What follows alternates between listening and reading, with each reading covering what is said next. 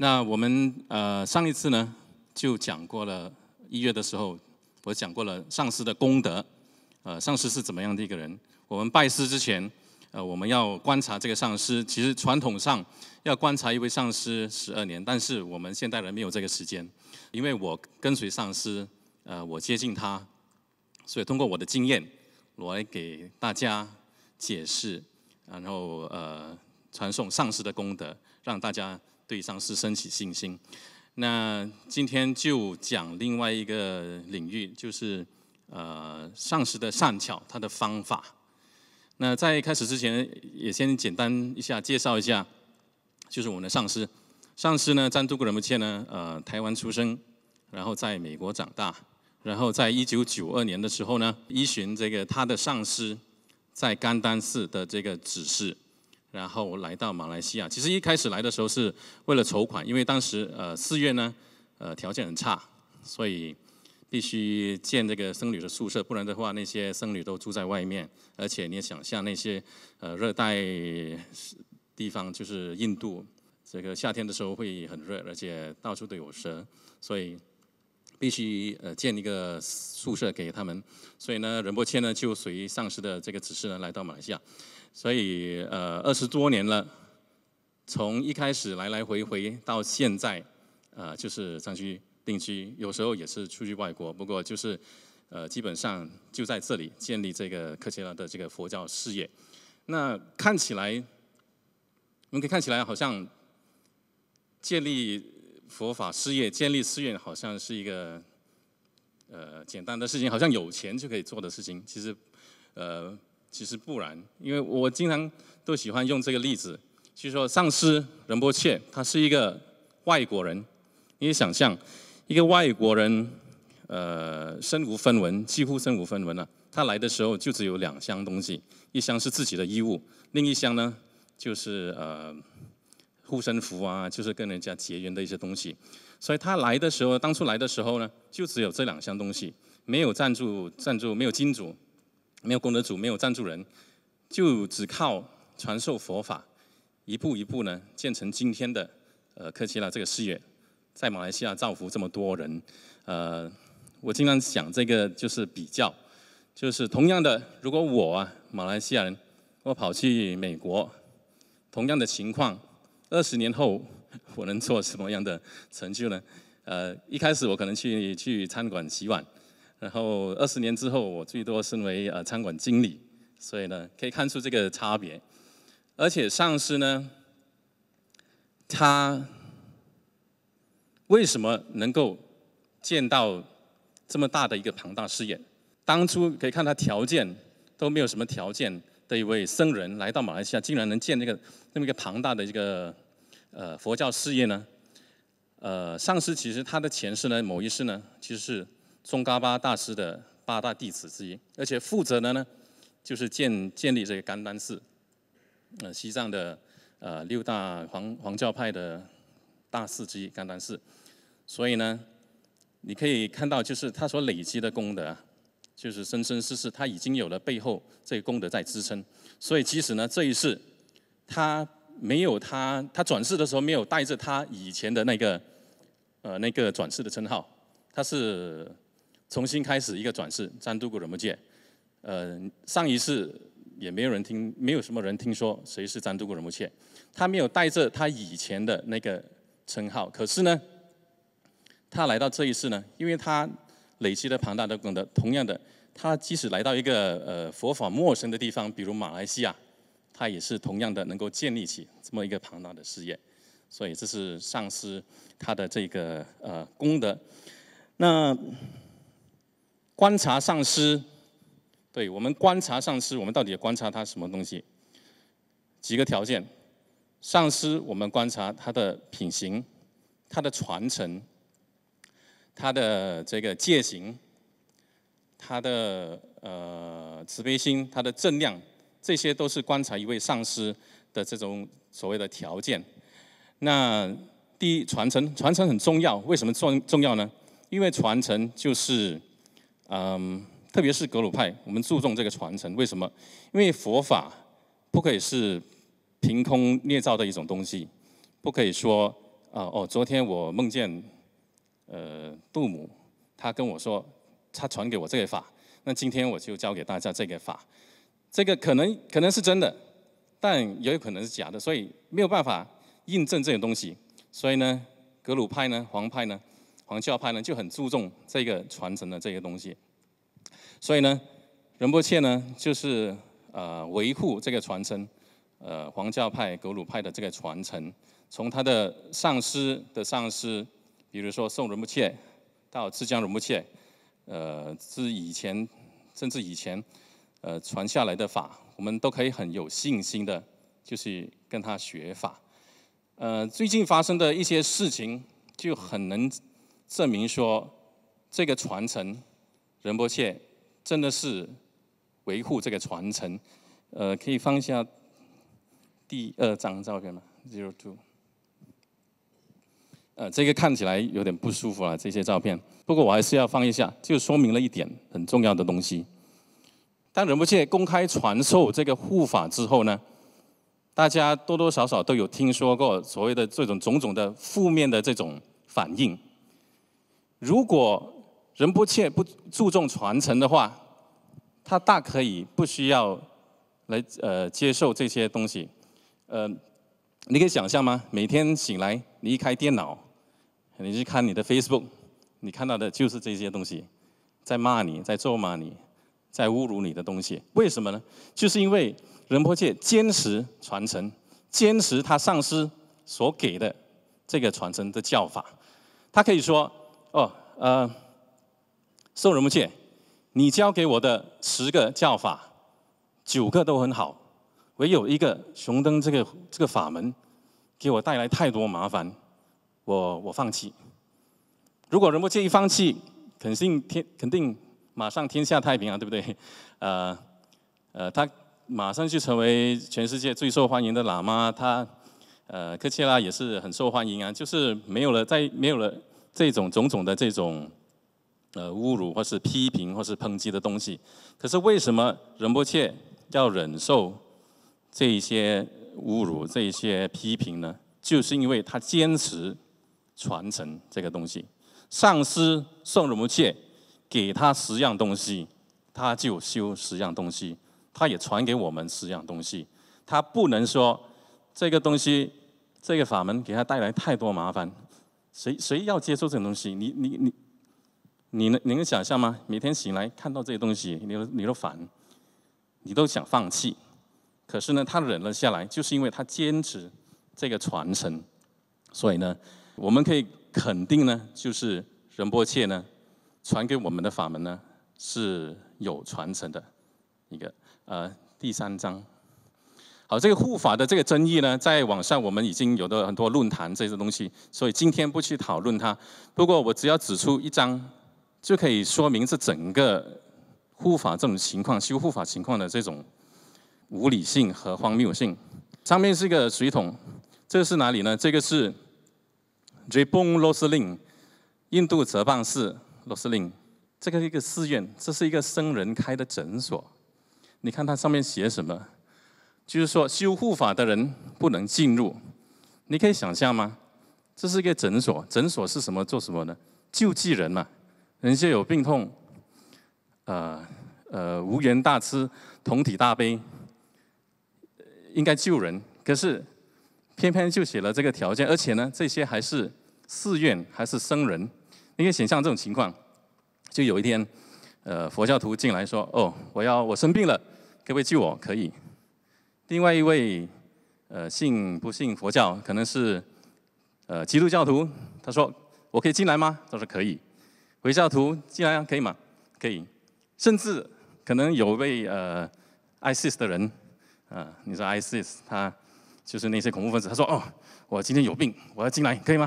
他说：“可以，我佛慈悲，可以，请进。”偏偏有位修雄灯的人、护法的人，他说：“哦，我是佛教徒。”可是我有修雄灯，我可以进吗？不可以进。为什么？其他不信佛的人都可以进，偏偏信护法，就因为他信护法。你是一个私诊所，你是一个诊所，而且是僧人开的诊所，你竟然不让他进，这就是出现在印度现在的情况。可以看出这个护法的这个无理性和荒谬性。所以关于护法的东西在网上有很多，所以今天不探讨。然后现在讲上师的东西。上师呢，士师呢，其实不是说只是为上师服务，比如说为他煮饭啊、扫地啊、洗衣啊，这些其实都是很小很小的东西。真正的士师不是这个用意，真正的服侍上师是为了什么？是为了以服侍外在的上师来实现内在的上师。什么叫实现内在的上师呢？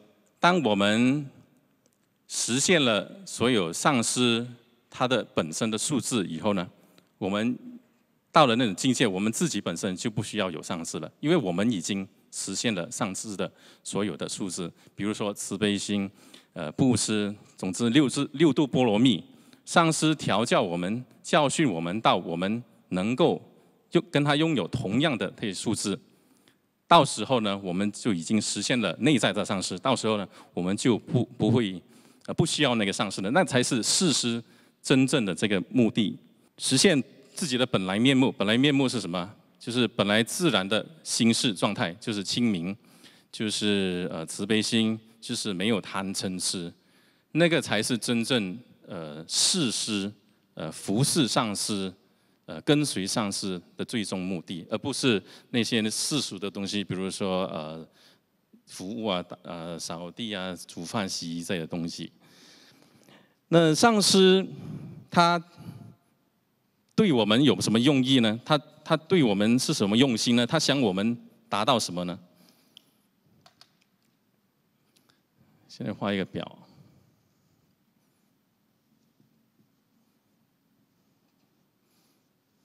那我们学佛跟上师学，肯定是要达到佛菩萨的境界，对不对？那我们凡夫众生永远是以自我为中心。那我们修到佛菩萨的境界是什么一种境界呢？就是无我的境界。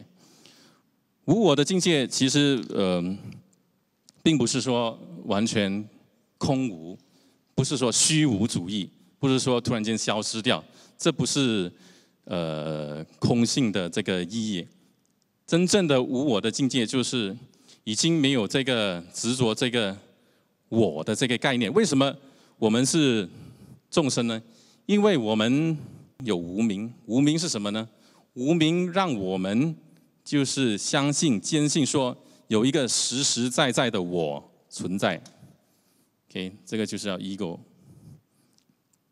我们坚信我实实在在的存在。比如说，我说，罗胜彪，你就有一个很实在的一个概念，说罗胜彪是这样的一个人，他的行为是这样子，一个非常固定的概念。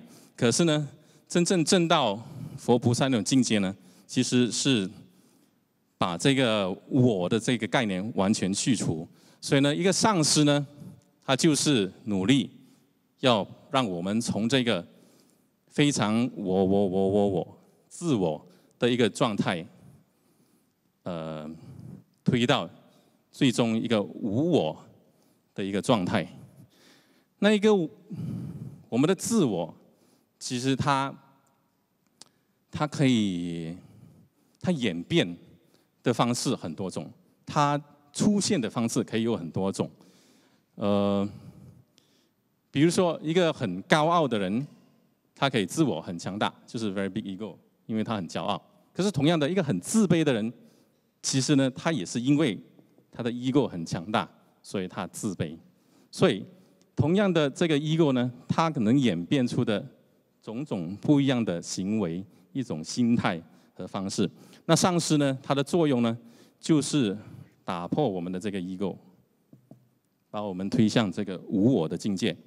那就通过种种的这个方式和手段，所以就切入了今天的主题，叫善巧。什么叫善巧？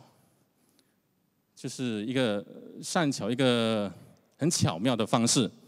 因为一位上师他能看得到一位弟子不同的根器、不同的心态、不同的接受的程度，所以呢，他能够随着不同的弟子用不同的方法来调教，来把他们从这里堆到这里，种种不同的方式。一个准则来这个衡量这个自我的话，可以称作，我们就称作世间八法 ，OK？ 世间八法，其中毁誉、牺牲，简单的说，毁誉、得失、苦乐、牺牲。8 worldly concerns。如果我们的运作、生活运作的模式还是有这个世间八法的存在的话，就是说我们还停留在这个 ego 的状态。什么样是世间八法呢？第一，毁誉，誉是名誉、名声。如果我们得到名声很大，我们就很快乐。反之，如果我们被冷落，或是寂寂无名，我们就不快乐。如果我们有这种现象出现，就是我们还是束缚于这个世间八法。第二，得失，得到东西就快乐，失去东西就不快乐，就是还存在的世间八法。苦乐，希望得到快乐，不希望得到痛苦。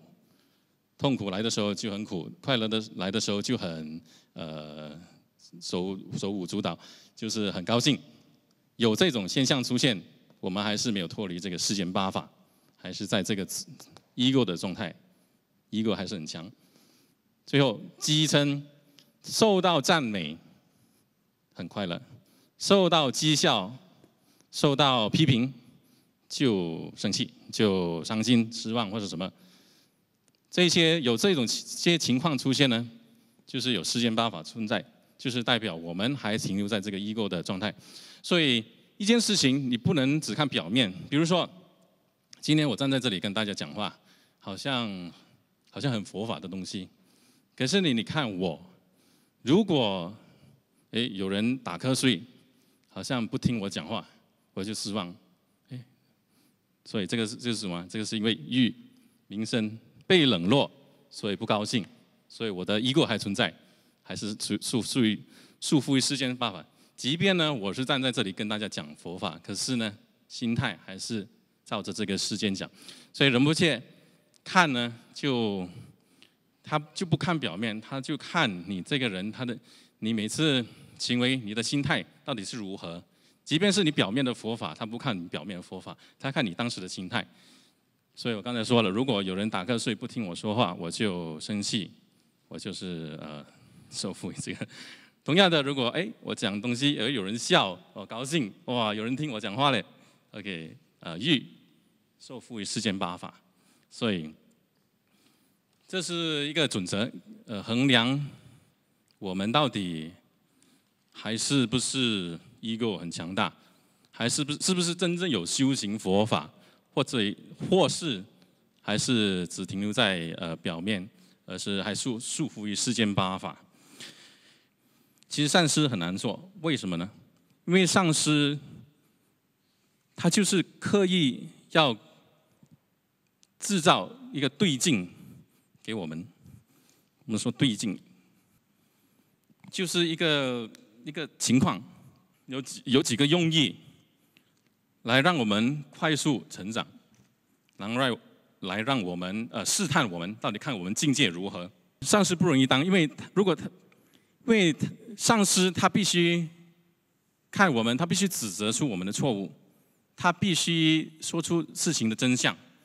其实很多时候呢，这些真相都不是我们喜欢听的，对不对？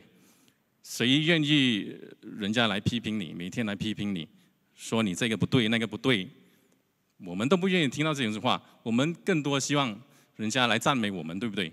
可是呢，上师呢，他伟大在哪里？他就是刻意把自己放在一个冒自己的名声，放在一个那么情况，可能弟子对他产生怨恨、产生批评、辱骂、侮辱等等的种种的状况，就是因为他上师呢敢于说出我们的错误，我们的这个行为上的错误，或是种种的贪嗔痴，他要把我们去除我们的贪嗔痴。可是呢，在这个过程之中呢，我们就可能被冒犯，所以我们可能对他产生怨恨啊、敌意啊，或是什么。所以上司呢，他就是必须经历这些东西。活生生的一个例子，曾经发生在科切拉的一个情况。我手上有一本书，我把它的这个封面盖起来。可是确实有这么一本书，里面是什么呢？写什么呢？一位弟子，以前的弟子，他写的都是种种事迹，种种仁波切怎么样训练弟子，怎么样知道对境比如说三更半夜叫弟子去做事情，不让弟子睡觉，种种的，就是让弟子更加进步，修行更加进步的种种的情况，写得非常好，非常的就是幸福。可是呢，有一天他离开了，为什么呢？因为人就是这样，有时候呢，我们的业障起来，然后就所有好的事情，我们就把它当成不好，所以离开了。离开了，发生什么事呢？就在 Facebook， 就在博客上写关于仁波切的坏话，写仁波切怎么样折磨弟子，写仁波切是怎么样的不好。你可以想象，同样的情况，你可以心情好的时候，可以写得天花乱坠，可以出本书，让歌颂你的上司。当你一离开的时候，你的业障显现，你离开的时候，你却在外面同样的情况，比如说不让你睡觉，你却可以把它写得非常坏，非常不好，说这个上司如何虐待弟子，如何折磨弟子。这本书里面就是很好的一个例子，怎么样一位上司呢，必须面对的这个种种的问题，就是我们弟子呢，这个太难教。可以放第四张照片。这是一个塔，谁知道是什么塔？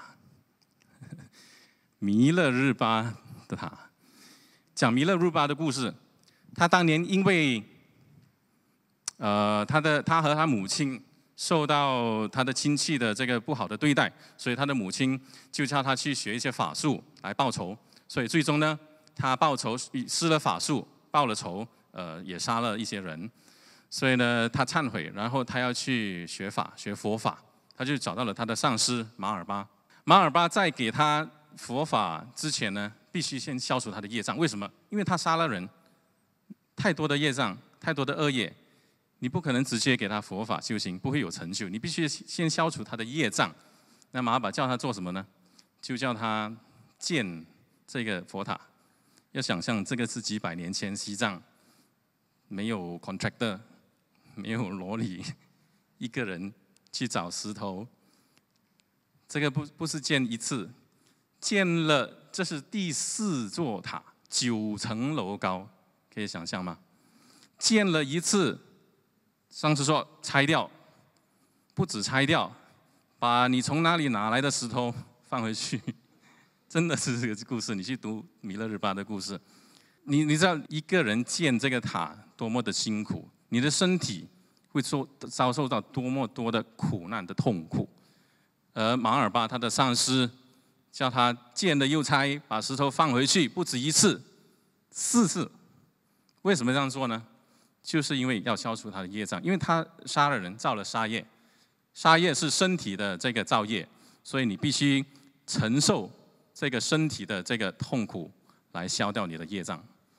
那我就举这个例子，同样的情况，你说有人说占度仁波切骂弟子，骂到1个小时，整条街都能听得到。我跟你说，哇，恐怖！可是人家说，马尔巴叫弥勒日巴建一个塔，建一次拆一次嘞。你说伟大，非常伟大，歌颂，值得歌颂，对不对？哇，太好的弟子，太好的上师，非常伟大，称赞称赞。然后接下来第2次，你听到占度仁波切骂弟子，骂到2个小时，2条街都听得到，哇，不得了。要快点开始发 WhatsApp 给全世界人知道。可是呢，同样的，马尔巴叫米勒日巴建第二次，拆了第二次，你就说哇，更伟大哦，非常厉害。这个弟子很坚持，很有这个信心，对上师很有信心。这个上师也很善巧，这个方法让这个米勒日巴去消他的业障。第三次、第四次，你是说比如说你听到人家说哇，占度个仁波切骂弟子骂到4天，然后不让他睡觉，4天4夜，骂到4条街、10条街都听得到。快点，马上！现在是什么情况？马上写 Facebook， 对不对？马上推特，马上写博客。这个上师怎么样虐待弟子、折磨弟子，甚至去报警，对不对？这个是折磨人、虐待人，不行。可是呢，我们看到，听到说马尔巴第4次让弥勒日巴建9层楼，一个人建9层楼这个楼塔，哇，非常伟大，所以很值得歌颂。然后写下来记载传颂啊。那今天有了这个弥勒日巴的故事，那所以我的这个用意说这个东西的用意是什么？不同的时代，当年上师一位上师，他可以不受限制的来调教一个弟子。当时不可能没有 Facebook， 没有什么东西，你要写。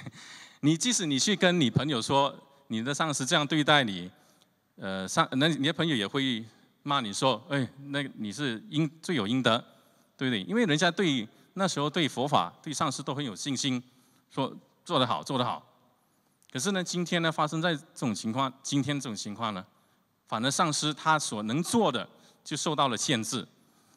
他骂你一下子，你去告诉你朋友，你说马上就是宣告给全世界的人听。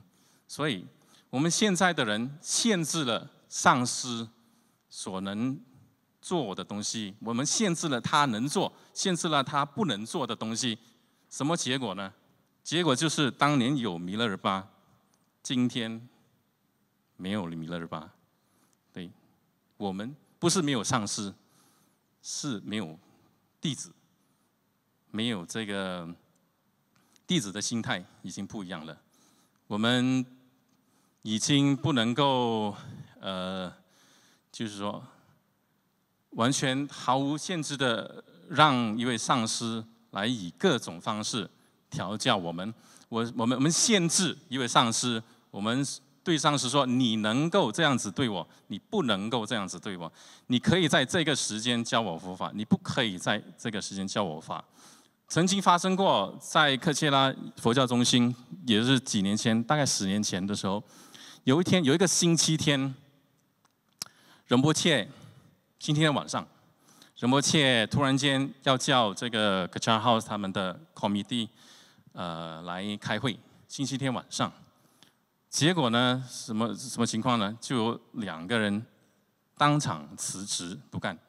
你可以想象，星期天我家庭时间，我的个人时间，你不应该来侵犯我。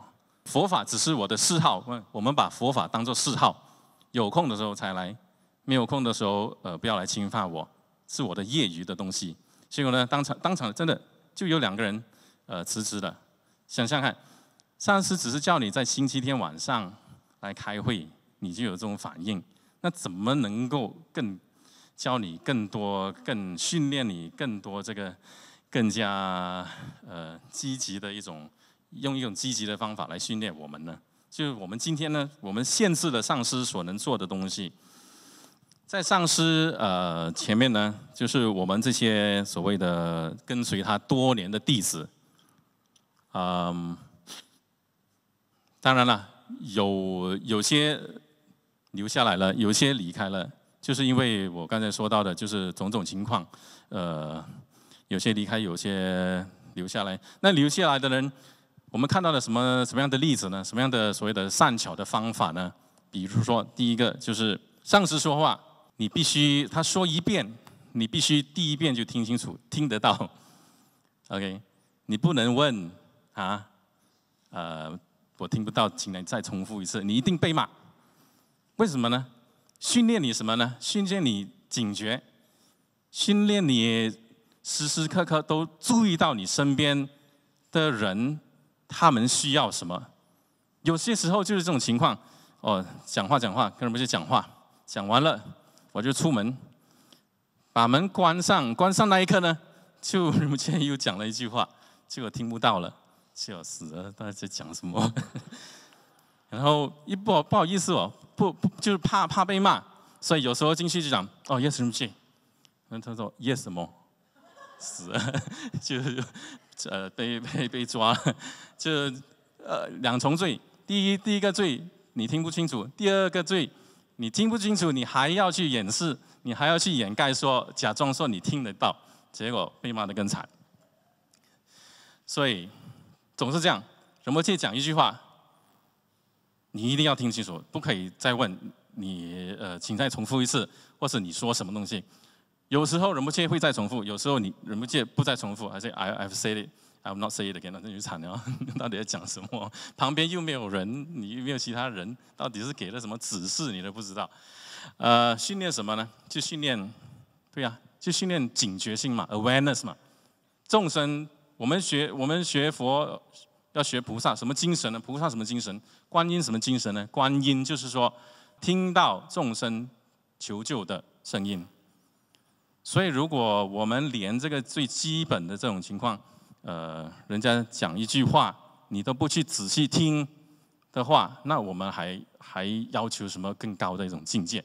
所以仁波切训练就是训练这种 awareness， 这是其中一个方法。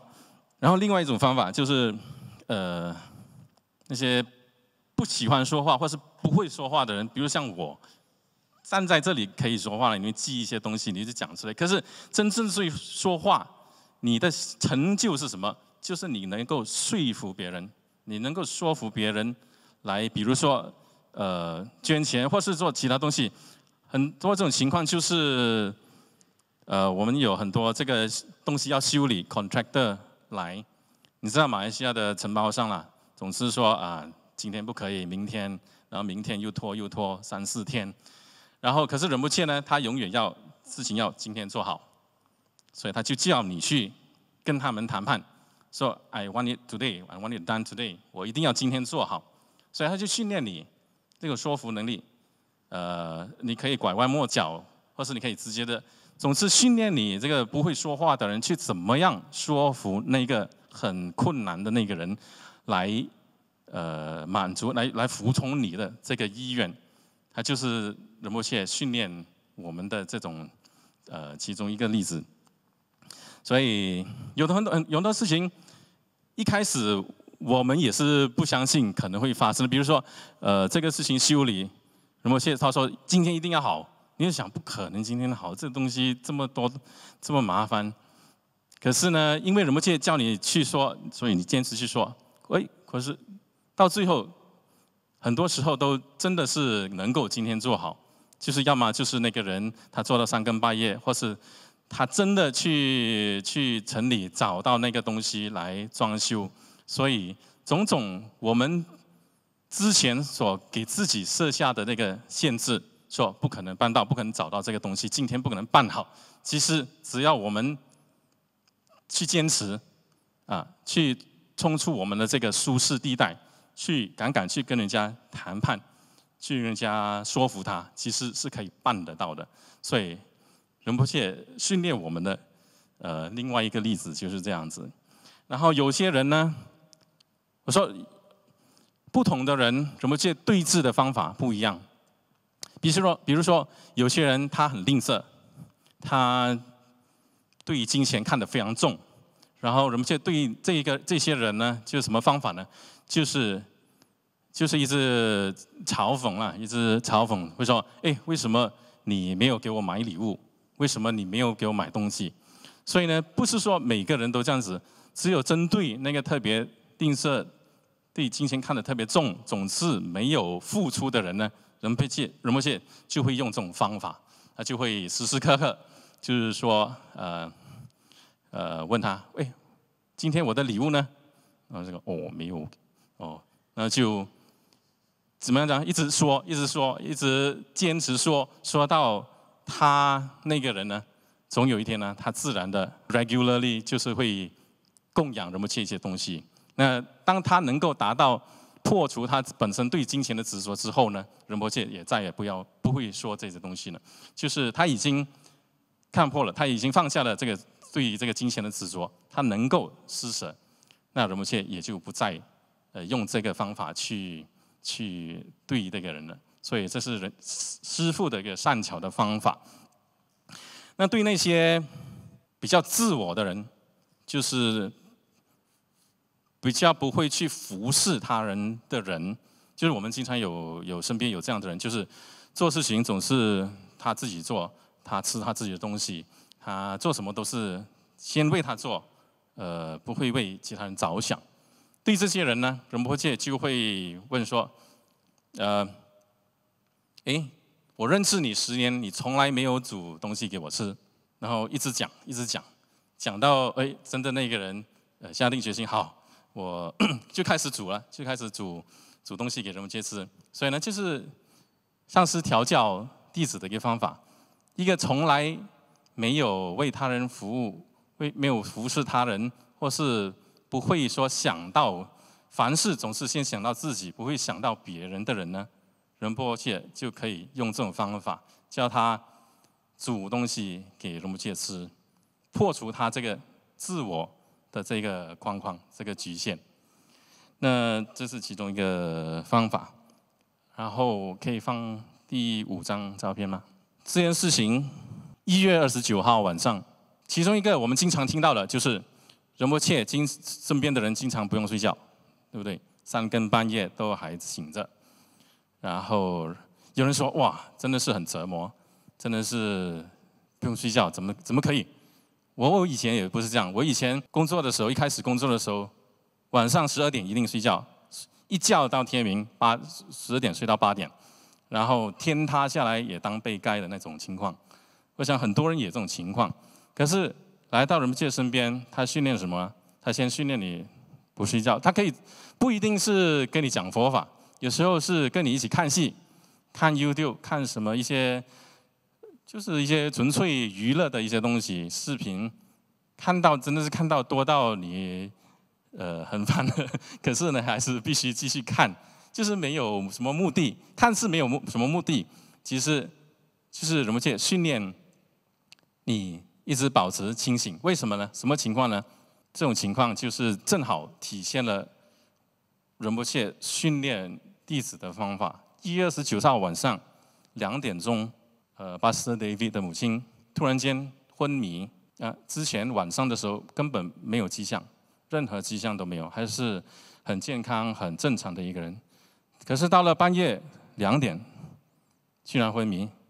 然后2点半，医生到他的家的时候，已经逝世了，已经去世了。可以想象，无常是多么的无常。晚上还好好的人，然后仁波切收到了这个简讯，这是禅修林，去世的母亲在吉隆坡，那吉隆坡那边马上有什么人呢？就卡门库和巴斯粤语讲法师马上就到巴斯 David 的父亲那边去帮忙处理，因为这种是没有迹象的这种情况，你突然间发生，你手足无措。那幸好呢，粤语讲法师随叫随到，幸好他们随叫随到。还有呢，在禅修林，还有这一些人，所谓不用睡觉的人，所以被训练成随时都能醒的人呢，正好最需要帮忙的时候呢，都出现了，一叫马上到。有 pastor， 有E-Division 的人，有 writers， Pastor David 坐在地上，然后仁波切呢，通过电话呢，通过这个 speaker 呢，跟 Pastor David 的母亲，因为当时虽然他已经去世了，身体已经去世，可是他的神识还在。然后仁波切就说一些佛法的话，叫说放下，就是说叫他放下，叫劝勉他，就是安慰他说不要执着。所以可以想象当时的情况是多么的迫切，而正是那个时候最需要的时候呢，巴斯 David 跟安哥拉最需要人的时候，就有仁波切所训练的人当场呢给予最需要的这个帮助。下一张照片，然后呢做祈祷之后呢，马上呢去这个宗喀巴大师前面呢，就是点灯，就是马上就是帮助了这个逝去的这个亲人。所以这种情况，你说仁波切训练我们不用睡觉到底是什么作用？就是这种情况，一个人无常，一个人有事情，一个人发生事情，生病也好，去世也好，他不能有时间性，他不能说规定你100天才能发生这种事情，他们不能规定说，你要去世，你也只能在早上8点到晚上8点，其他时候没有人在，不能够去世，不能这样子。观音同样的，观音随时随地有众生求救，随时随地就到，马上帮忙。这就是仁波切训练弟子的这个真正的应用到的时候了。还有另外一种东西，一种情况就是仁波切会骂人，当然会骂人，可是他会无缘无故骂人。有时候你没有做的事情，他也会骂你。比如说，他说：“哎，今天我的书呢？为什么你没有带来？”可是真的是有时候真的是他从来没有说过这句话，他从来没有跟你讲过要带这种东西，这个书，或是他告诉的是其他一个人，可是他却指责你说：“哎，为什么你没有把书带来？”那这种情况什么情况呢？就要看到底你是在哪里那一条线上，你是自我非常强大呢，还是你到了这种靠近这个无我的境界？如果你自我这个非常强大呢，什么反应呢？马上跳起来说：“没有啊，你没有跟我说啊，你没有叫我拿这本书啊，不是我，你叫的不是我。”哎，马上有这种反应，就是代表其实即使真的仁波切不是叫你拿那本书，即使是他犯错了，你也失败了。为什么？因为当下你保护的就是我，不管你是对还是错。仁波切总是说过 ，It doesn't matter whether you are right or wrong, the way you react。你就是出自于自我强大的自我，很强大的这个 ego， 保护这个 ego。他一指责你说你犯错，你马上跳出来说我没有错。即使你是真的没有错，又如何呢？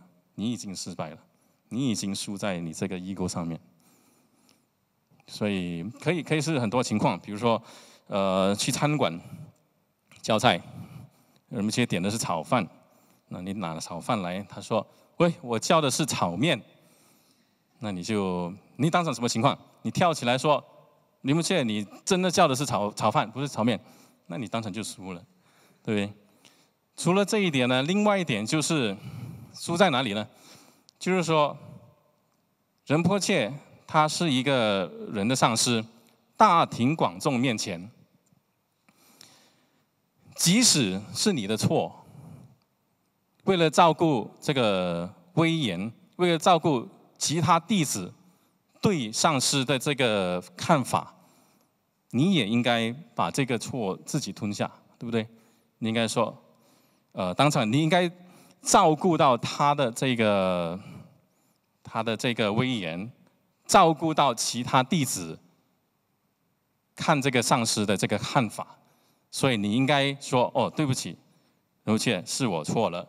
你要的是炒面是吗？好，我马上拿个炒面给你。即使你心里知道，根本就是他本来叫的就是炒饭，即使你知道根本就是他叫错，就是看你的这个 ego 有多大。如果你 ego 很强，你马上跳出来说不是我的错，是你的错。然后什么样的后果呢？其他弟子怎么看？比如说仁波切在这边，我这样子跟他反映的话，你们在座的人就说啊，原来这个上师这样子的，自己也会犯错。哦，原来自己这么亲近的弟子也这样对待他，我不用怎么尊敬他了，对不对？所以你可以看这个破坏性很大。如果我们坚持我们的 ego， 一直都在照顾我们的 ego 的话，造成的破坏，对他人造成的破坏是非常的大的。所以呢，那是经常发生的，经常用的一种方法，总是指责你，总是指责你，总是在你没有犯错的情况之下也指责你，特别是对那些ego很强大人，比如说我啦，不要说大人了，说我，因为我小时候就成绩很好每年考试都考第一什么 UBS 啊 SRB 全部 A1， 所以呢，逐渐的什么情况呢？就是一个人，他这个我呢就被很多随着年龄的增长他就建立了这个一个虚假的一个自我对我的情况了，说这个人很厉害很聪明，所以呢大学又考上很好的成绩，然后又硕士又再加，然后一开始到仁波切身边，你也以为会同样的情况，他也会称赞你，可是相反的。开始去，仁波切根本就不会称赞，而且经常指责你。更过分就是他会在大众面前说你笨。这个人就受不了了，我受不了了。你一生中都活在这个 A 高材生的这个光环之下，突然间有一个人把你这个全部东西拆掉。说你笨，说你在这里，你是怎么受得了？所以种种反应出来，一开始怀疑，我这么厉害，他整天讲我做错，讲我笨，可能是一开始开玩笑啦，对不对？然后可是又持续几年了，然后接下来的过程是什么？心理什么过程呢？就是开始有反应，开始怨恨了。然后就是受不了了，就是，我是这么厉害的人，也是公认很聪明的人，为什么你经常说我笨，那么经常骂我，经常在大庭广众之下羞辱我，这个ego就受不了了。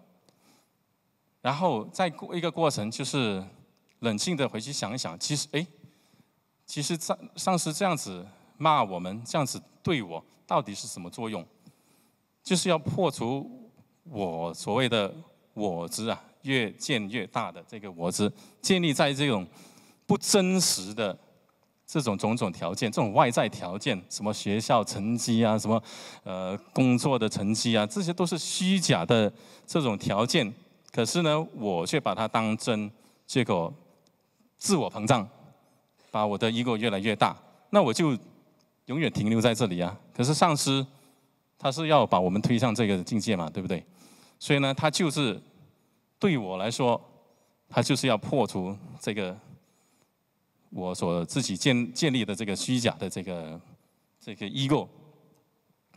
刚才我说过，不同的人，他的自我可以有不同的方法显现。对我来说啦，我的显现呢，就是这个ego，因为有了这个种种的这个条件，学校成绩种种的这个条件。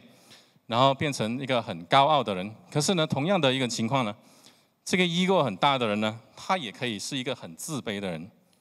可能小时候父母讲说你以后长大了一事无成，你很难看很丑，以前学校每次考E或是 F， 所以种种的情况就建立在他的自卑心上。然后这个人呢，他就是什么情况呢？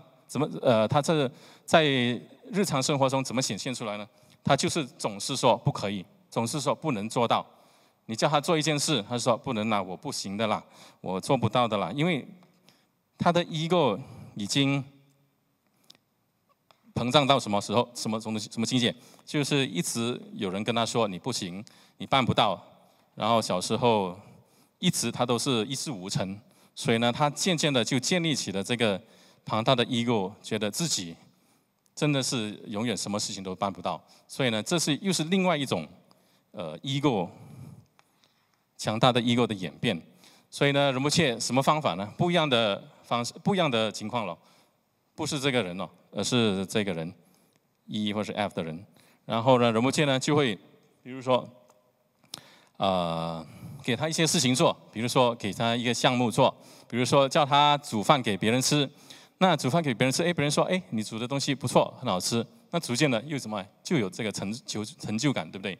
这个有了成就感，他就逐渐不会一直说我，还是停留在这里，我不行，我不能，我很失败，我永远是失败。同样的，我很厉害，同样的，我很失败，都是还在停留在这里。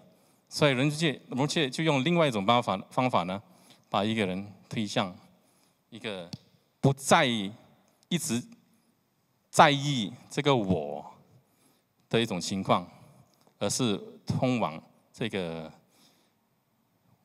ego 减低他的 ego， 然后通往这个无我的这种境界去推。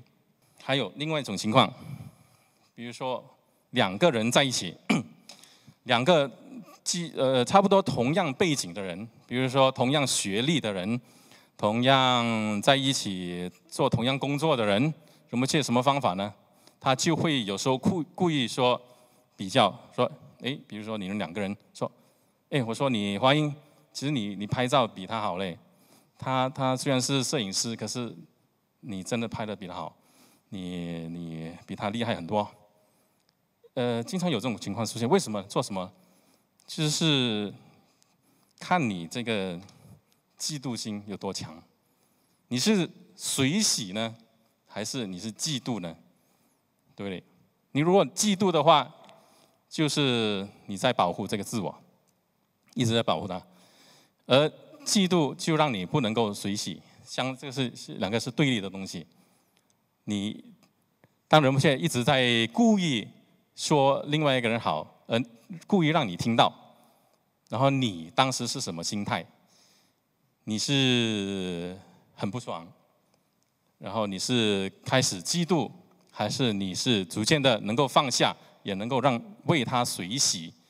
那当你能够达到那种随喜的境界呢，就是说你的减少了你的 ego， 你能够为他人着想，为他人的成功快乐，而不是只顾你自己被比较，说你没有他好，你没有他好这样子。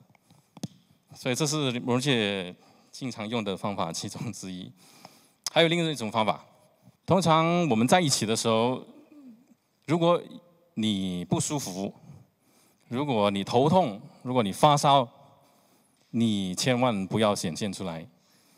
你不要说哇今天不行，这么多人面前你就说你有这种表情，就说这种表情就是很惨的表情，很痛苦的表情。为什么呢？因为你把注意力引向了你自己，你这个 ego 太大，你自己身体不舒服，其他人在做着其他东西，可能在有一个佛法开示，可能在一起吃东西。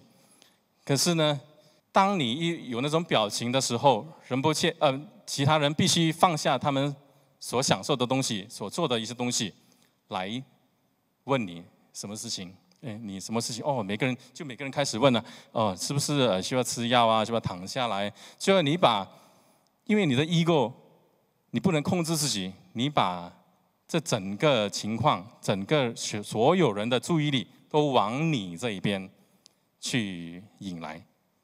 那很多时候，其实仁波切，我看到就是说，讲法的时候，在很多人面前，他私底下跟我要什么？跟我要头痛药，马上吃下去，看不到任何痛苦的表情。他怎么知道他头痛？怎么知道他很痛苦呢？就因为他要求这个吃药，可是呢，在众人面前呢，永远不会显现说他病痛，他痛苦。为什么呢？因为如果他显现痛苦，每个人的注意力就要往他这边去注意了，对不对？说仁波切你怎么样你是不是需要吃药？要不要看医生？要不要怎么样？所以你把整个这种情况都转向了你的 ego， 因为你的 ego 大，你控制不了，你把每个人的注意力都往你这边引来。所以呢，当你往这个方向去达到那种成就的时候呢，即使你有身体的病痛，你不会显现出来，你也坚持，因为你顾及其他人，你顾及其他人在做什么，比如说可能他们在享受一个电影，可能他们在享受一顿饭，所以你就不要让你自己的痛苦而影响其他人的情绪，其他人比你重要，对，所以你看一个人病痛的时候显现的多么严重，你可以看出他的ego是有多大。还有另外一个东西，就是这个东西当然不是有什么性别歧视啊，不过这种方式呢，女生比较常用，就是哭，被人们骂，哭 ，OK， 千万不要在人们面前哭，你博不到他的同情。哭呢，当然真诚的哭，有人说真情流露的哭，或是受感动的哭，真的悲伤的哭，那是真的哭了。可是呢，你被骂而哭呢，你会被骂得更惨。为什么？因为你的自我防卫升起了，你的 self defense， 哭了，让普通人就是看你哭，他会可怜你，说哦什么事，哭了，不要再惹他，不要再说他了，对不对？安慰他这样子，他是一个人一个自我防卫的一种机能。可是你在仁波切面前呢，你哭呢，他就是能看穿你，说这是你在保护你的 ego。当你被责骂的时候，你更应该做的就是真诚。仁波切只要看到你真诚道歉、真诚的忏悔，他就不会再追究一件事。可是如果他察觉到你是在耍手段，你是在搞心理游戏，你哭，保护自己。不要再骂我了，我很可怜啊，我很惨了，你还骂我，不行，越来越大，越来越大。他看到你这个 ego 越大，他越是要破坏你的这个 ego。仁波切骂人，除了看一个人的反应，还有看肢体语言。就是说，比如他骂我，我就他骂我，我不直视他，我就说哦 ，sorry。你会被骂得更惨，因为你不真诚，你不面对他，你就很不情愿，对不对？想这个 sorry 也不情愿，你就在看地上 ，sorry， 不行，所以你会被骂得更惨。真正的道歉，你真心诚意道歉，你如果继续耍手段，继续玩心理游戏，继续用你的肢体语言来显示出你种种的这些保护你的 ego 的这种方式呢，他会继续追究，继续骂，可以骂到几天，骂到几天几夜，还是不放过你。可是当你一真的放下这个 ego， 真的真诚道歉，打开心扉道歉，我真的错了，我真诚忏悔，马上仁波切不再追究这件事。不只是肢体语言，其实仁波切有时候他其实真的可以读懂人的心，他可以知道你脑里在想什么。所以有时候即使你肢体语言控制得很好，对不起仁波切，可是你脑子里面想，我反抗，我是假的这个道歉，他还是会追究。他好像他真的会读懂你的心，他知道你里面在想什么。只有你真正的道歉，放下你的 ego。其实道歉是什么？道歉就是放下这个自我防御嘛，这个 ego 嘛，破除这个 ego， 不再保护我，不再保护自我，不再为我的面子顾及我的面子。因为道歉，特别在众人面前道歉是很丢脸的事，对不对？没有面子，被骂这些东西。可是呢，当你真正放下这个自我呢，敢于在众人面前认错道歉，你就是往这个方向，无我的方向。所以仁波切会马上就是不再追究这件事情。所以很强的洞察力，仁波切这个我们经常有一个概念，就是好人好人是什么一个概念？我们认为的好人就是可能是很好说话，和蔼可亲，有求必应。你叫他做什么，他说 yes yes， 帮忙肯定会说我们觉得这个人很好，很友善。叫他做什么，他都会帮忙。其实呢，这可能是一种病态，其实叫好人综合症。真的，在美国有人写过这本书。The disease to please， the disease to please， 你要 please 别人，讨好别人，讨好的毛病叫好人综合症。它出自于哪里呢？其实那种情况的人，他不是这里，而是这里。为什么呢？因为他很自卑，他对自我、他个人的这个价值，他没有信心。所以他一直要通过讨好别人，帮你做好事，认同你的东西，说好话，来建立他的这个自我，对不对？所以这种情况呢，并不是说他是一个很无我的人，而是他是一个特别强大的自我的人。所以呢，仁波切看人呢，就会看得非常的犀利。人表面做得好，表面说好话，他未必就是能认同你，而他其实可以看到说，其实你的这个自我更大、更强大。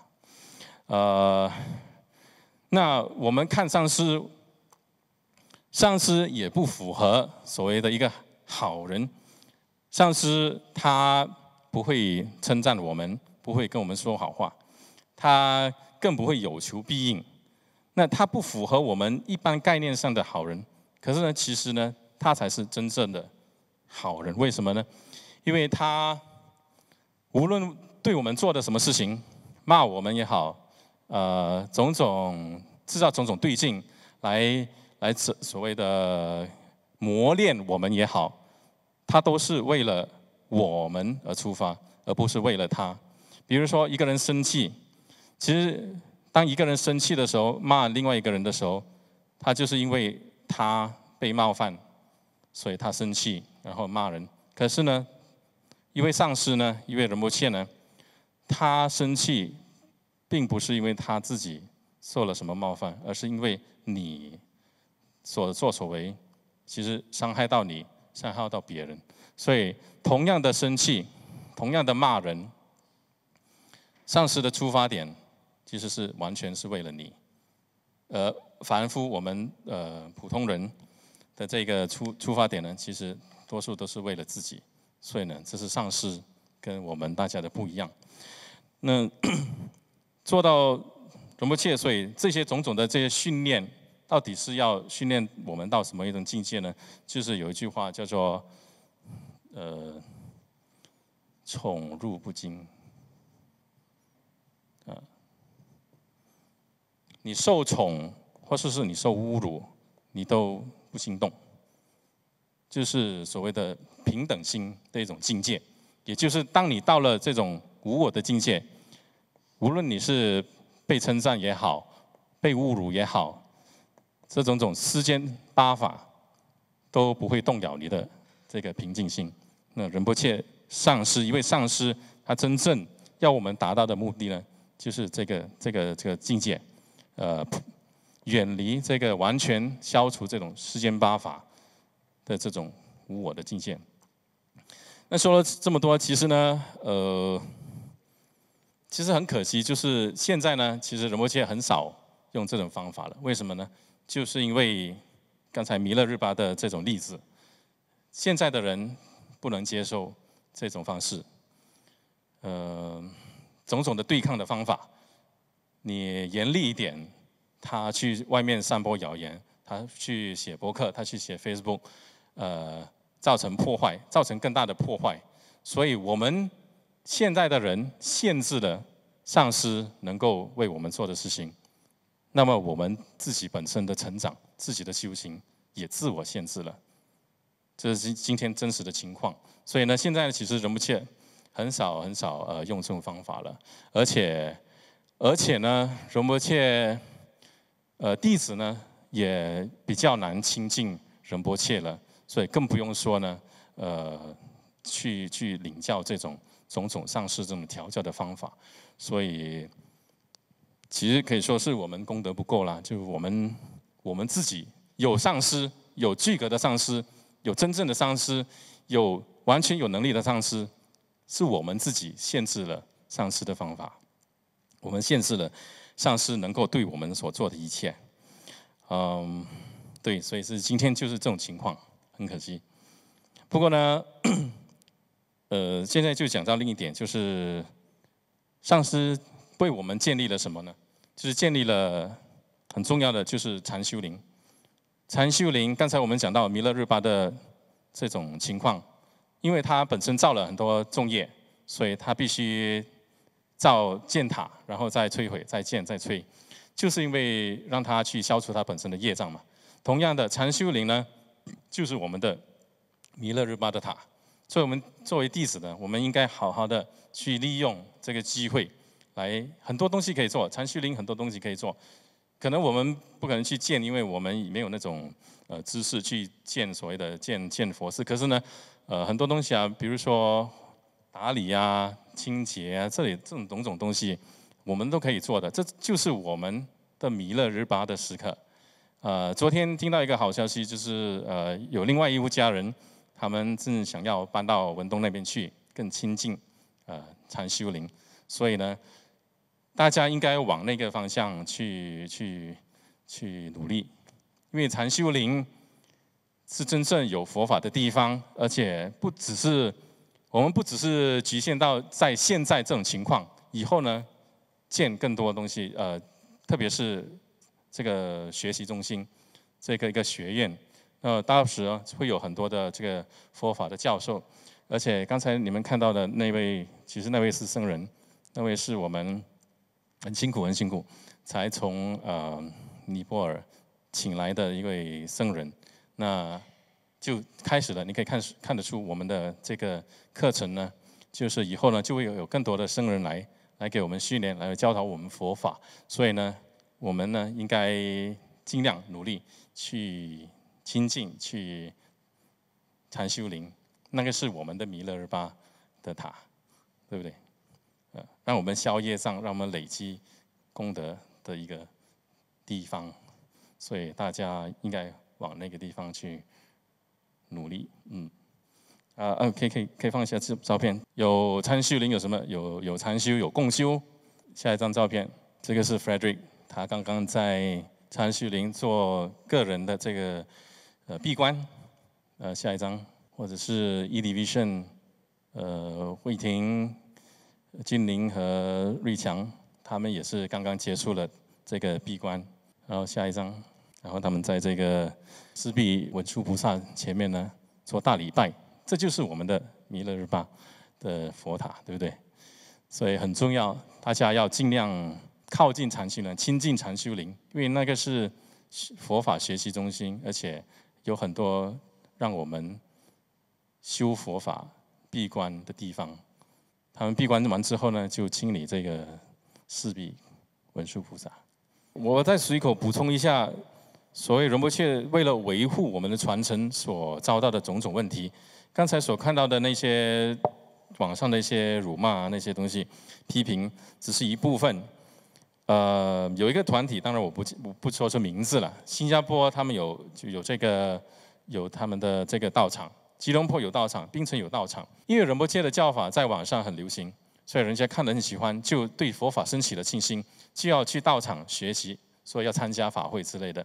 当他们到这些道场呢，发生过槟城、吉隆坡、新加坡，他们的道场都发生过。道场写下，你以前从什么人、哪里学佛法的？那个人就很高兴，说time to 古仁波切。结果那些人，那个道场的人马上翻脸，然后他们有一个告示牌在上面说 ，Doji student practitioner should not come in。为什么跟赞助古仁波切学佛法，你就马上翻脸，就不让他进去？到底是不是我们科学家也需要放一个告示牌说，如果你没有修多学学生，你不可以进来，是不是要这样做？学佛法做一个佛教道场，搞到这样子，招惹你哪里了？占都古仁波切到底招惹谁？招惹什么地方？为什么你要这样对待一个上师？所以这是当今真正发生过的情况。那我就首先提问一个问题，因为刚才罗胜标讲法师说，他自己的经验就是他从小到大就是成绩很好，然后从小到大所听到别人对他的称赞都是他是一个很聪明的孩子。那你说你在面对仁波切的这些年，仁波切就是可能一开始就是一直说你笨，然后在很多人面前甚至说你笨，你这些年你是怎么去适应这个心情的？就是从我相信你可能10年前或者是8年前是非常介意的，可是你到现在，我觉得你应该都是自己就是傻笑就好了，你明白？对，这是整个过程你是怎么去调试，然后怎么去明白？哎，原来这个是师父的善巧，而不是他故意真的要这么羞辱我。那整个转变是怎么样的一个过程？不要说直接的骂你笨了，其实有时候就是嘲笑你。以前我也是很在意，比如说今天你的发型这样难看，然后每个人都笑啊哈哈，然后我就会黑脸了，就是说哎怎么？因为你受惯了称赞，每个人说你好，有时候人家说你帅，那突然间有人突然间说你哎不好，你很难看，结果你就当下的反应，你就马上变脸，那叫黑脸。所以就是上师的善巧，有上师进步的快就在这里。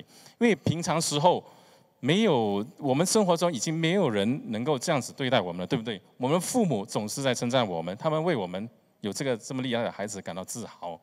我们妻子丈夫他只能说你漂亮，说你帅，说你聪明，对不对？那孩子肯定说哦，爸爸妈妈你很好，因为他们可能有求于你，可能要更多的零花钱或是什么的。总之我们在生活中已经没有人会这样子对待我们，只有上师能够还有这种慈悲心，来把自己站在冒这个风险来破除我们的自我，因为它是一个加强的一个训练，可能。我们如果没有上师，可能我们1年才听到一个批评的一句话，对不对？可是呢，仁波切呢，他几乎每一天，可能是每1个小时看到你，他就有东西讲，那一直讲到，因为加强版嘛，加速你的训练，加强，所以呢，你的反应，你的过程呢就更快。开始你生气，然后你郁闷，为什么我不够好吗？那么你就。再来就是你根本失去了自尊心，根本说哦，真的是我真的这样差吗？我以前这么好，我原来是假的，原来是我真的这样差，哎，我真的很惨，然后就一种过程，然后最后呢，你变成真的是平等心的。他骂你，他说你错，我现在反应是，那就不会反应，就这个微笑，也不会去反抗说。It's not my fault， 不会说哦，不是我的错。以前会这样子，现在不会了。说哦，sorry，I will find it out。说哦，我犯错了，是我的错，我会找解决的方法。然后就一次，可能第一次你讲的不是很心甘情愿，可是再接下来，其实慢慢你就习惯，因为仁波切的加强的训练、快速的训练，你就转换了你的反应的方式。你从以前很自我的反应方式，不是我的错，为什么你一直在骂我？你就会很快的往这个方向，你不会再顾及自己的面子，不会再顾及自己的 ego， 而是当下你学会控制，你不去反应，然后不去反应的时候，你才能真正的思考。因为如果你反应的话，你生气的话。你就找不到解决的方法了，因为可能他骂你说为什么你这件事情做得不好。如果你当下反应的话，你生气你就不能好好的去想要解决的方法。可是现在什么情况呢？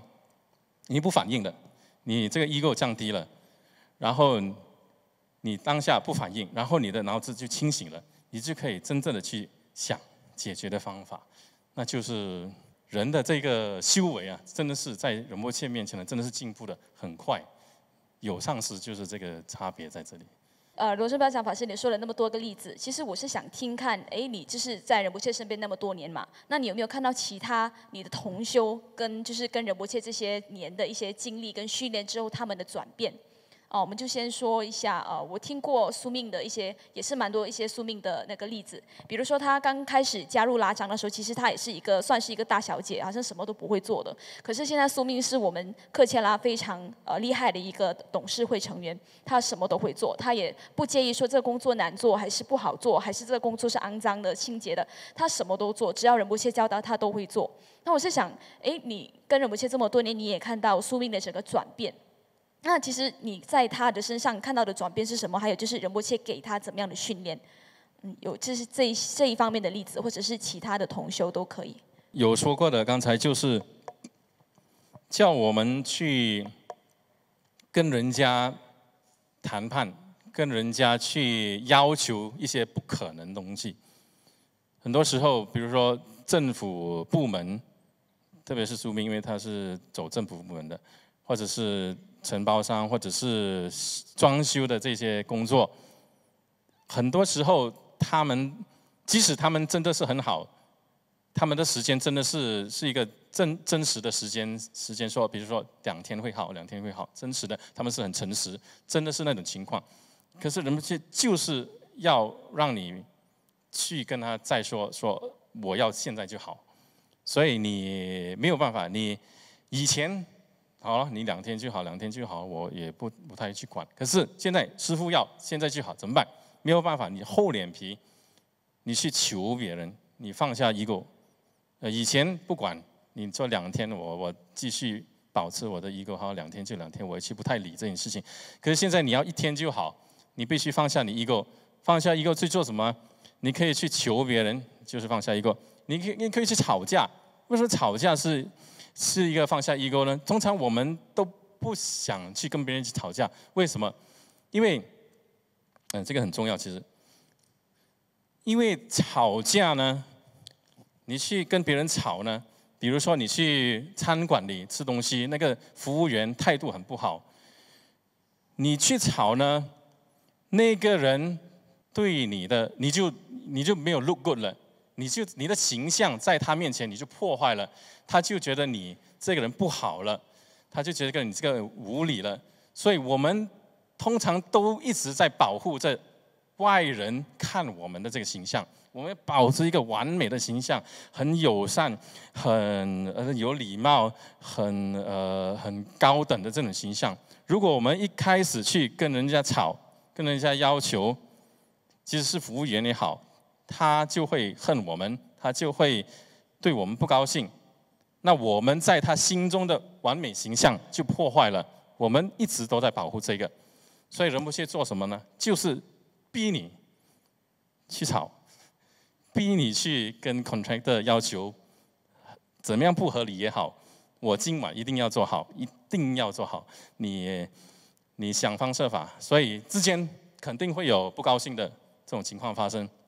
这个开始气氛开始紧张了，他本来认为你很好的，可是因为这样你去这种要求，你的形象在他心中破坏了。可是呢，最终呢，确实很多时候呢，都达到了这个我们的要求。所以呢，这就是一种训练，我们一直在保护着这种形象，其实虚假的形象。是不是真的是我们是好人呢？其实我们不是好人，我们是好人综合症。我们要其他人的赞美、肯定，有求必应，不敢去捅他们的这个痛点。所以呢，我们尽量保护这个 ego。所以呢，仁波切呢就特意去破坏这个，所以叫我们去跟人家争、跟人家吵，其实就是其中一个很有效的方法。所以现在搞到什么时候呢？搞到什么情况呢？就是仁波切说，这东西我现在要做好啊，你想也不会想。以前你会想说不可能，仁波切这个东西怎么今天不能做好？其实你会帮外人说话啊。本来你在拉藏里面，你应该站在仁波切这一边。他说今天好，你应该去跟人说我要今天就好。可是你为了保护你自己形象，你反而帮他说话，你去跟仁波切说，仁波切他讲今天不能好，真的是不能好嘞，为什么不能好？今天这种情况，所以今天不能做好，不可能做好。所以以前就是自己在保护自己，可是呢，经过了这个一直不断的训练呢，你现在知道了，仁波切说今天好好，我跟你吵也好，我说今天要好，我就站在仁波切这一边，你就放下了这个 ego 啊，你就不再在意别人对你的眼光，这是仁波切用的这个很好的一个方法，很有效，真的。我的华文有可能讲得不大好，谢谢。无所谓。刚刚你所讲那个这个问题是讲，好像你们对 subcontractor 一些要求。对。我想问一下，就是讲当我们一个佛教的团体 represent 佛教的团体，跟那个 subcontractor 去要求一些好像给他们是无理的东西，他们不是我们的徒弟，因为你是圣人不羁的徒弟，我们很明白。从自我到无我的境界，我们需要到一些这些的训练。当我们跟一些 contractor 在讨价还价的时候，有可能我们走得太过远或太过横，所以那时候给人家给到，我们是消极的，而不是积极的。其实刚才你讲，我也是明白。圣人不羁是要给我们积极的去做，而不是消极。不过，当我们面对的是第三者的时候，那个情况就不同了。你怎么样看这事情？我完全明白你的，就是我们时时刻刻都在意的。我说我们这样子去要求、去坚持，破坏了关系，人们觉得哇，你这个要求不合理，这样子，确实很难做到两全其美，确实很难做到说，我们也满意，他也满意。这种情况，我承认就是真的。不过，总是有一方有时候要牺牲一点，所以在这种情况下呢，训练弟子这种成果呢，会来的比较重要一些，而其他人的看法可能能够会冒犯他们，有时候真的是冒犯到他们，真的是破坏到了关系。可是呢，在一位弟子他的这个修行方面，他的进步呢，暂时来的比那一方面牺牲的东西来的重要。所以我觉得，不能够两全其美。可是，如果要选一方的话，选一个人的修行的成长。就是针对这个，我可以分享我个人的经验嘛。其实像 SP 你刚才提的那个情况，其实我自己也面对过。很多时候仁波切会叫我做一些。就是像圣标讲法师所讲的，就是听起来就觉得怎么可能做到的事情。那我又是那种很紧张的人，我有那种紧张病啊，就是你一叫我做一个东西，就一定要做，一定要做。然后仁波切曾经给我一些派我去做一些工作，那我就因为我性子急，然后我脾气臭是全世界知道的。OK， 为什么仁波切还要 push 我这种脾气臭，然后有紧张病的人去做这样难的事情呢 ？OK， 那我第一次去做的时候，我就做得很差，我就是可能去跟那个人吵架。OK， 你看我的个性原本是这样子，我就跟那个人吵架。可是后来呢，我就回去想一想，如果我不要这样子讲话的话，我可能会更能够得到那个人的帮助。那这是我第一次我做错了，我就知道 OK， 原来这个是师父给我的 training， 他就让我去体验，你为什么不能好好的讲？因为你看啊，今天如果师父没有叫我去做这件事情，以我的个性，我还是会去跟人家吵架的。OK， 所以师父现在叫我做，我一样去跟人家吵架，可是。因为我会回去想，我如果我不要用这个方式的话，我可能可以做得更好。那第二次仁波切再叫我做同样的事情哦，也是那种很紧急的。那第二次我就变得好一点，我去跟那个人讲话的时候，我就放下我自己的那个傲气，那我就跟那个人好好的讲，哎，真的要求你大哥，我真的很急，是我师父要的，你可以帮我吗？我从第一次那种很串那种样子跟他讲话，到第二次我学会，因为我学聪明，因为我知道说我用这个方法是不行的，所以像你刚才提的那个情况，所以很多人都会有这样子的一个情况，可能第一次、第二次他会做错事情，可是我们一般人，即使不是仁波切叫我们做事情，我们还是会去伤害到别人，这是在所难免的。可是如果你真的有去听师父的教诲，你会回去反思你自己所做的行为的话，那这个师父的这个叫你做的这个东西的 instruction， 它本身就是一个加持。因为你是根据你上师的话去照做，你做那个事情的时候，其实你有他的加持，所以你就会慢慢改变自己。所以其实你看我现在这个样子，你觉得我脾气还是很臭，对不对？你看我10年前那个是更可怕的。像我这个毛病，这种毛病是什么？对外人很好，对自己人态度很差，对不对？很多人毛病在家里脾气很坏，爱理不理，讲话爱理不理。懒得去跟人家讲话，对外人好，可以，好，看，静，没问题。很多人这种毛病，我自己也这种毛病。结果仁波切就是要你破坏这种 ego， 它是这种 ego。你如果真的是好人的话，为什么你对自己人不好？对不对？你对自己人应该更好。可是呢，偏偏一开始的时候，我经常就帮外人讲话。仁波切是我自己人嘛，已经熟悉了嘛。仁波切叫我做一件事情，那个人说不能做，我就去跟仁波切说，那个人讲不能做，真的是不能做。我给一大堆理由，为什么那个人是对的。仁波切就每次骂，为什么 ？Why are you on their side? Why are you not on my side? 我们就是总是帮外人，因为我们保护自己。因为自己人知道了我们自己真正的性格，我们已经不在乎了。我们还是继续要保护外人，我们在外人的心中的形象。所以这种情况出现。所以一开始我这样子，然后以后经过了几次之后，真的每次有事情发生，记得第一次一开始要保护的就是自己人，就是帮仁波切说话，而不是帮外人说话。这样子呢，才是真正的破坏这个ego。其实我问这个问题，因为我想知道，这个是不是我们应该对第三者的持有一些慈悲心，因为这是一个很难的抉择。他们有他们的痛苦，他们有他们的那一些他们讲我们不明白，我们只是要我们要做的东西，所以我们是不是需要一些慈悲心来感应他们呢？怎样去回答这个问题？我就想，我知道你问什么。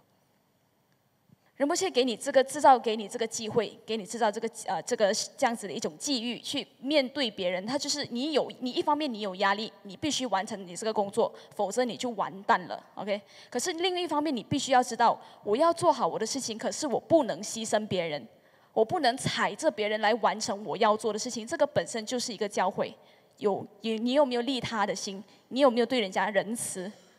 所以可能到了第二次的时候，我可能还是想说，我只是要做完我的工作就 update 师父就好了。可能到了第3次、第4次的时候，我就开始去想，其实我这样子做，我像 SP 也是想到的，你也是会想到，其实这样子做会不会伤到那个人还是什么？那我们自己可以做些什么？我们自己当然可以做东西。今天仁波切不是叫你做这件事情，是让你去伤害别人，这是不可能的事情。他是要你去经历。你经历了过后，你自己去体会 ，OK， 我应该要仁慈，那我就用一个更好的方法去跟那个人对应，去跟那个人接洽，所以你就可以做到什么？你可以做到事情也做得好，你也没有得罪人，这才是最聪明的。对，特别是在那种情况之下，当你在压力之下，给师父给你施加压力，你就乱了，你就把持不住了，你就对那个第三者你就对他发脾气，你就会根本就不用管什么慈悲心，你就会骂他说，你不管你做什么，你今晚给我拿出来，你就会有这种心态。所以它是一种训练。你受到压力，难道你就可以放弃你的慈悲心对待其他人吗？所以一开始是会这样子，真的会是这样子。可是逐渐的说，哎，真的是不能够这样说。虽然上面来的压力，可是呢，我作为一个修行人，我作为一个代表师父的人，代表特切的人呢，我对其他第三者，我还是要训练自己，耐心保持自己的修行。所以这个是一个训练的过程，逐渐呢，就是你就不会再对第三者就是完全不顾他的感受去对待他了。我觉得其实我是分享，没有必要补充，因为我觉得帕斯行标其实讲得很好。那其实刚才我还是要针对回 SB 的。其实我在课程里面，其实我常常会面对像你这样子的一个状况，很多人都问我这样子的问题。那其实我从另外一个角度，我们就针对第三者，就是说我们是不是应该要有更加的慈悲心的方式，或者善巧的方式去帮助，就是让第三者呢，就是觉得我们不是所有东西就百有为，对不对？你的意思是这样子。那我要讲一样东西，其实有很多时候，那仁波切叫我们做一样东西，他看起来好像是很无理的要求。那其实他不只是针对他的弟子，很多时候其实仁波切针对的可能是我们跟对方处理的那一个第三者，可能我就看到一些第三者的一些状况，或者是他面对的一些他的业障或者是之类的。因为仁波切他不可能做一样事情的时候呢，他只是为他的弟子好，他可能也是为了刚才我们就针对contractor，对不对？就是我们的讲工程承包商，那他可能也觉得这个承包商有那个佛缘，所以呢，可能通过这样子的一个就是沟通，不停的沟通，哎，他开始觉得在弟子方面学习了善巧的沟通方式。那在contractor方面呢，就是这个承包商这一方面呢，他可能每天跟你吵架，哎，佛法进了我的脑海里面了，那可能是这个样子。所以我觉得仁波切的善巧啊，他不只是说只是针对他的学生，其实他可能是针对跟我们合作的第三者。这是我看到的师父是非常的全面性的。我不知道这样子会不会回答了你的问题。看起来表面上啊，好像是哎呦，这个家伙啊，这个仁波切的学生啊，就是每天就是跟我这样无理的要这个，然后啊，每天脸黑黑这个跟我发脾气。实际上，可能另外一方面啊，他可能给你一些不同的讯息，可能用的方式可能不是你平常可以接受得到的，但是至少有一些东西留下了印象，让你留下来一些就是印记。比如说，你记得了一个人叫什么仁波切的学生，对不对？那你听一听，就是哦，这个是占度古仁波切的学生，其实就是一个印记了。这是我觉得的了。OK， 谢谢，不好意思 ，OK。谢谢你，对，让我想起了，谢谢，让我想起了一件事情，就是比如说，对仁波切看到的，其实他是看到因果层次的那种事情，是我们看不到的。有时候看似无理的事情，其实是因为他看到了因果，而是他用那种方式。我记得我们建禅修灵的时候很惨很辛苦，就是总是建不好，比如建了路就会坏，建什么东西漏水，什么东西为什么这样惨？为什么这样糟糕呢？其实仁波切解释了一番道理，说真的是，因为我们建禅修灵是给谁？是给大家，是给公众去修行。那现在我们不是在建自己的家了，不是在建自己的屋子，我们是在为公众建一个能利益他们东西，那就牵扯到他们的因果，他们的业障就在现在出现了。这个东西就是很多麻烦，就是不会成功。他就是外人的，不是外人，我们的业障，就是总是出现，让你建不好这个东西。让你没有这个东西来让你修行，业障就显现在这边。所以，当我们做到像禅修灵这么层次的一个东西的时候，我们已经牵涉到其他人的这个因果。所以，这个麻烦其实都是众生的麻烦。有一件很明显的事，去年降神的时候，降神大家都有去，6月21号的时候发生什么事？停电，好停不停。偏偏在那时候停电。当然是长溪流有停电了，不过这么多天它不停，为什么偏偏停在那天？而且24小时不停，为什么不停在晚上？偏偏到要降神开始的时候，它就给你停电。为什么？停电这么多人，他们即将会受到利益，可是呢，他们的业障显现，造成呢种种状况，让你不能够有这个降神仪式，不能够有这种利益你的这种东西出现，所以。业障就是这样子的显现。比如说以前我们2004年的时候要去菩提迦耶要朝圣的时候，朝圣之前是利益很大的事情，总是有人会生病，有人会在家里无缘无故就跌断脚，总之种种的问题阻止你去参加利益你的事情。做好坏事容易，做好事反而有业障。所以仁波切看到的，其实他所运作的，他所 operate 的，就是在那个因果层次上面的运作。结束之前，我们就要一起先做回向。那我们请罗胜标讲法师带领大家做回向文。谢谢大家出席啊！今天我们做回向啊，大家在星期天抽空来参加所谓有佛法意义、有增长佛法知识的这个活动，值得随喜啊！大家。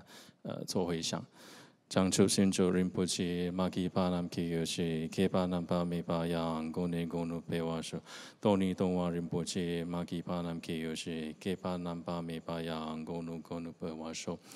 最近的沙巴给我的单南度啊，困难减半的，这把这送罗桑达巴伊，当被宁波人都杀谁说，叫我困度亚那拉玛达拉玛做起巴兰罗做起，上当兰给有的让出呢，都只张给个巴牛多说，给我的牛都大拉玛桑给都叫呢，都我只干马路巴的沙拉个巴说，说给要不送个巴就是南巴北瓦了，给上马西瓦当都给马路上我说，当然生意都顺当。要做你拉登呢，要我罗山达巴伊，达巴有人巴就是，你莫得来生得来。带来是你顺他就带来表，工作顺利经济咯，工作顺利我都说，工作顺利查西说，结束拉玛古塞让天气那个去嘞就是给巴达，罗山天边站没啥顺利，周围马苏那都呢就是，刚日绕外国外新干的，本来带我马路给我呢，前日子我天新加所以下辈子的班都定就是，红东边我都马路巴的查了车都说，个巴的巴路就难给巴做起出点车。